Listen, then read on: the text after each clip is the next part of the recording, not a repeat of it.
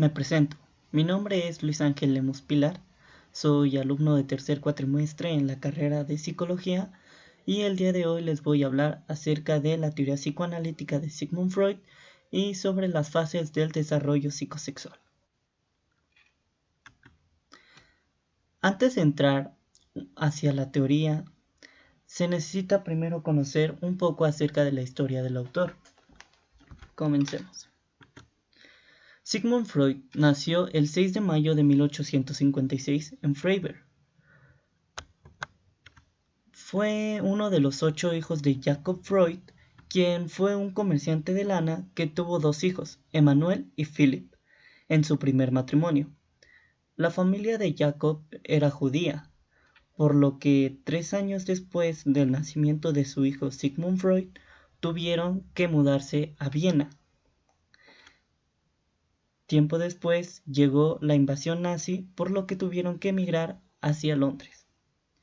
Se casó con la madre de Freud, Amalia Nathanson, una mujer 20 años más joven que él, convirtiéndola en su tercer matrimonio en 1855.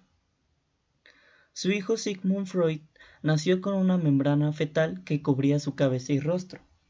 Su madre, lejos de angustiarse por lo sucedido, demostró una gran felicidad al verlo, ya que creía que esta anomalía significaba que su hijo estaba destinado a conseguir grandes logros. Sus estudios. A los 9 años de edad demostró ser un alumno sobresaliente, graduándose con honores en 1873. Fue un ávido lector, amante de la literatura en alemán, francés, italiano, español, inglés, hebreo, latín y griego. Se dice que Freud fue un fiel amante de las obras de William Shakespeare, por lo que gran parte de su conocimiento acerca de la psicología humana se debe a las grandes obras de William Shakespeare. Con 17 años ingresó a la Universidad de Viena, donde su principal propósito era estudiar Derecho. Pero a él le llamó la atención una conferencia donde lo hicieron cambiar de opinión y optó por estudiar medicina. Como dato curioso, debido a que la familia de Freud en ese tiempo era judía, no se le permitía más que 3 opciones de carrera, de las cuales ya les mencioné 2. Antes de entrar a la teoría, me gustaría darles una pequeña explicación acerca de la película de Sigmund Freud. En esta película el tema central es la histeria. Aquí podemos ver un joven Freud que no tiene mucho, que se graduó de médico y basó sus estudios en la histeria. En esta parte de la película conoció a Charcot, un gran profesor que demostró unos grandes avances acerca de la histeria, cómo controlarla a través de la hipnosis. Después de ahí presentó todo lo que había comprendido con Charcot, pero fue criticado debido a que todo aquello que él había mencionado ya había sido escrito, solo que él se podría decir que lo reformuló. Después conoció a Breuer, quien fue el que lo metió un poco más a la teoría, más bien a la terapia psicoanalítica, porque de él fue donde encontró la interpretación de los sueños y fue con el que comenzó a hablar o a tratar con los pacientes con su método de la hipnosis. Por medio de que Freud iba conociendo a más pacientes, llegó uno de ellos en el que lo hizo recordar a la relación que tenía con su madre. Les recomiendo esta película, se las dejaré en la descripción. Es una película donde, pues ya les expliqué, habla sobre Freud y tiene unos muy buenos puntos a considerar. Ahora sí, pasemos a la primera tópica. Aquí es donde encontramos las pulsiones y la estructura de la psique, que está constituida por inconsciente, preconsciente y consciente.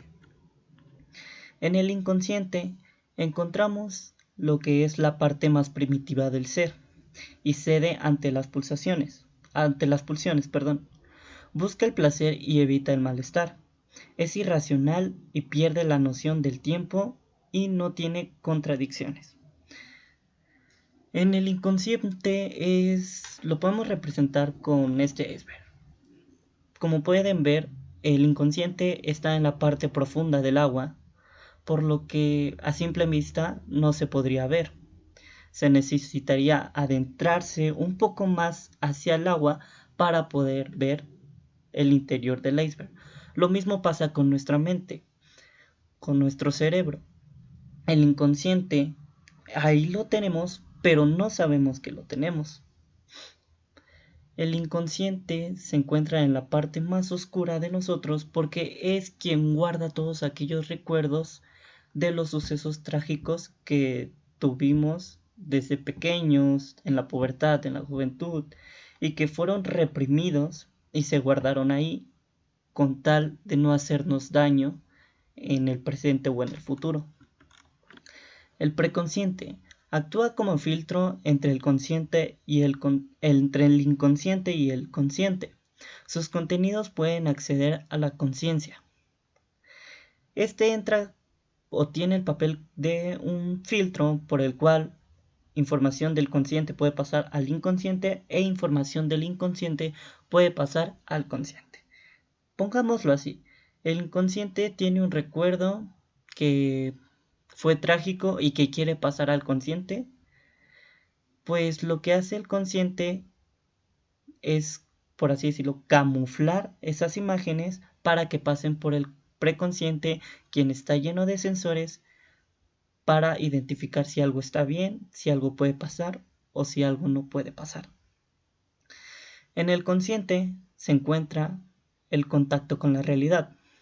Alberga material psíquico consciente. Sus contenidos se expresan con palabras y posee sentido del tiempo. Aquí podemos encontrar al preconsciente, que está en la parte media del iceberg. Es esa parte que sabemos que está ahí, pero a veces se nos olvida. El consciente es el que encontramos ya en lo más alto del iceberg, porque es todo aquel que podemos observar, que podemos tocar y que estamos conscientes de que está ahí. El consciente es quien está en contacto con la realidad, cosa que el inconsciente no tiene. El inconsciente se deja llevar por las pulsiones, mientras que el consciente trata de hacer las cosas a su modo, sabiendo las consecuencias de cada una de sus actos. La pulsión. Para entender un poco más la pulsión, debemos saber qué es la libido. Es una energía biológica de naturaleza sexual. Toma forma en la pulsión, y la pulsión se conforma de fuente, objetivo y meta. El origen de la pulsión. Parte del cuerpo donde se localizan las tensiones eróticas, mejor conocidas como zonas erógenas. Objetivo, persona o cosa. Medio para alcanzar la meta. El objetivo de la pulsión es liberar las tensiones que originan impulsos insatisfechos. Algunas características de las pulsiones indican que son estímulos internos procedentes del organismo. Son permanentes y generan un estado de tensión psíquica. La meta. Obtención del placer. Satisfacción de las necesidades y relajamiento de las tensiones. Como bien se entiende, es el estado en el que el ser se encuentra en total satisfacción debido a que ya cumplió con sus necesidades. Se encuentra en un estado de relajamiento y libre de tensiones. Segunda tópica. Aquí es donde encontramos al ello, al yo y al superyo. También están conocidos como id, ego y superego. Los sustratos de la mente. El ello es el centro de la personalidad. El ello está al servicio del principio del placer. Es primitivo, caótico, inaccesible a la conciencia, indiscutible, amoral ilógico y desorganizado. Se podría decir que el ello es la parte que se deja llevar por el instinto. Hace todas las cosas posibles, estén bien o estén mal, con el simple propósito de cumplir una necesidad.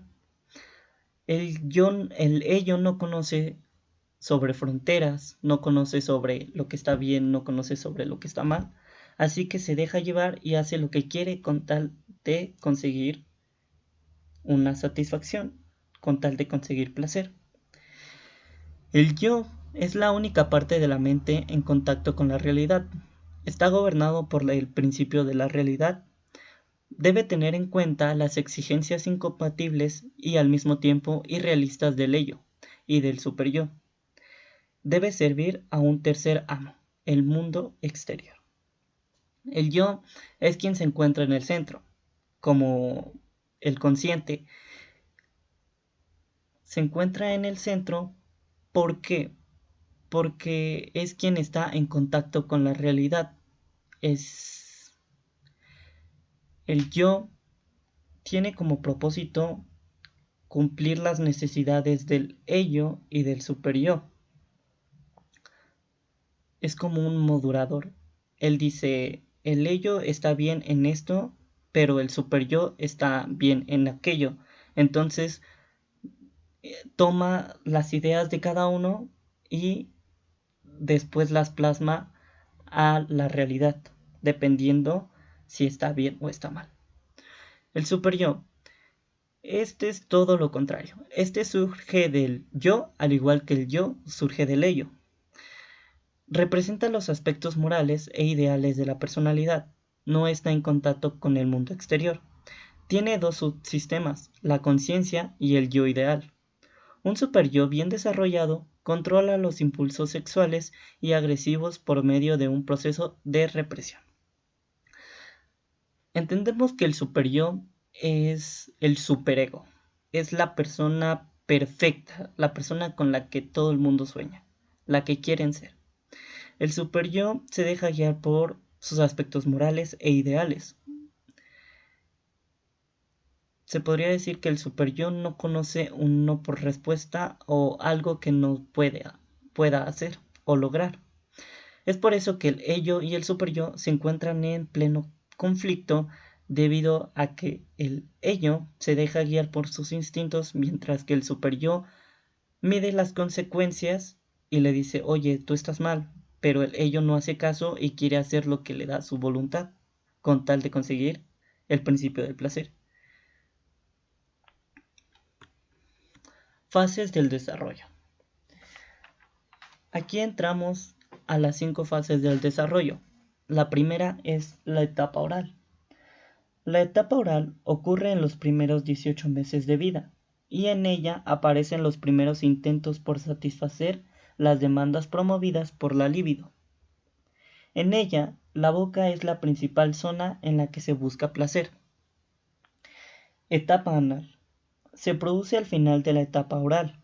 Se trata de la fase en la que empiezan a controlar el esfínter en la defecación. Para Freud, esta actividad está vinculada al placer y la sexualidad. Termina alrededor de los 3 años de edad. Etapa fálica. Dura entre los 3 y 6 años de edad. Su zona erógena está asociada a los genitales. La principal sensación placentera sería la de orinar. Freud relaciona esta fase con la aparición del complejo de Edipo, en el que los niños varones sienten hacia las personas que ejercen el rol de madre un tipo de atracción. La etapa de lactancia comienza a los 7 años de edad y se extiende hasta el inicio de la pubertad. Se caracteriza por no tener una zona erógena concreta. Freud describe esta fase como una en la que la sexualidad queda más camuflada que en los anteriores. Está asociada a la aparición del pudor y a la vergüenza relacionada con la sexualidad. La etapa genital aparece con la pubertad, está relacionada con los cambios físicos que acompañan la adolescencia y se considera como el nacimiento de la sexualidad adulta. La aplicabilidad en la realidad. Esta se puede dividir en 4 campos: el campo clínico, el campo de la educación, el campo de salud y el campo social y artístico. Lo podemos encontrar como una teoría del funcionamiento de la mente humana, como un método para ayudar a un tratamiento para los problemas psíquicos, como un método de investigación y como una forma de ver y analizar los fenómenos culturales y sociales. Vamos primero con los aspectos positivos. Fue el primero en proponer una teoría sobre el funcionamiento de la mente. Fundó la técnica del psicoanálisis vigente hasta el día de hoy. Utilizó el método de asociación libre con fines médicos o para el estudio de la mente. Su teoría sobre el origen de la sexualidad, el complejo de Edipo, sigue vigente. Aspectos negativos. Sobrevalora la sexualidad como la única fuerza motivadora primaria de la conducta. Considera a la mujer en desventaja. Son ideas difíciles de poner a prueba mediante métodos científicos tradicionales. Y se critica su complejo de Edipo al hablar de la envidia del pene. En conclusión, me gustaría decir solamente que Freud estaba muy adelantado a su época, debido a que los temas que él sacó, que él abordó, como el complejo de Edipo, el miedo a la castración, eh, la envidia del pene, son conceptos, temas de los que en esa época, en esos tiempos, no se hablaba. Entonces, a pesar de ello, Freud no deja de ser considerado como el padre del psicoanálisis. Su teoría acerca del origen de la sexualidad y su complejo del tipo hasta hoy en día se encuentra vigente. Yo creo que esto sería todo de mi parte. Muchas gracias por la atención y que tengan buen día. Hasta luego.